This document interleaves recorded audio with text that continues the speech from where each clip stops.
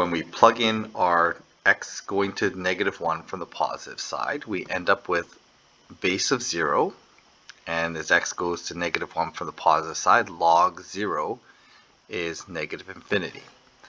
And again, it's important to know what's happening to the log here.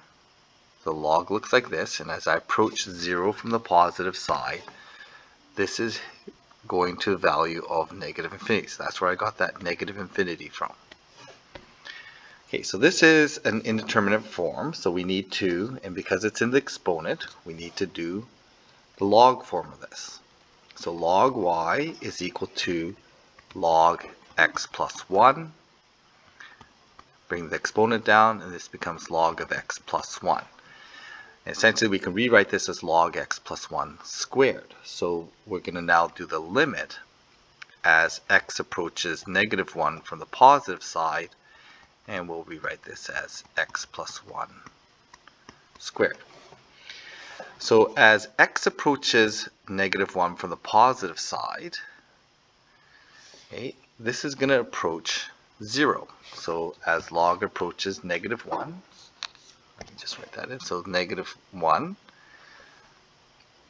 from the positive side. Okay, so this is going to be the log part of this approaching 0 from the positive side. So it should be going to -infinity. So we can evaluate this limit, and it becomes -infinity squared, which is infinite.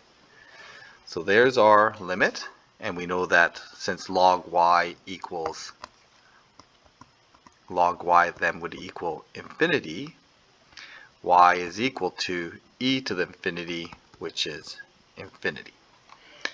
Okay, so this is what's happening as it approaches that asymptotic value.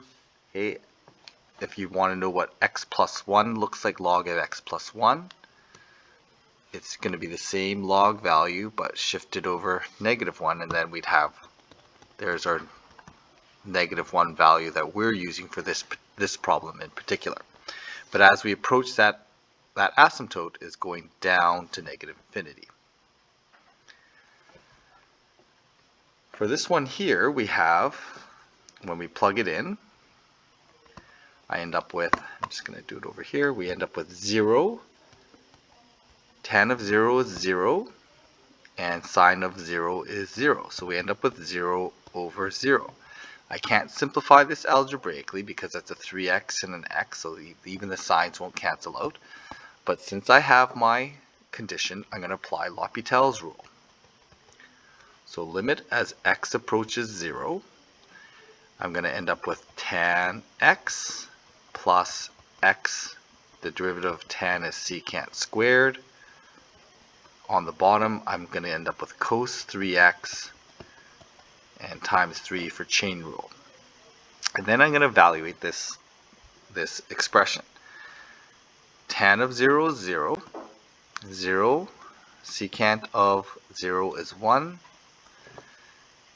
I end up with 3 times cosine of 0 is 1.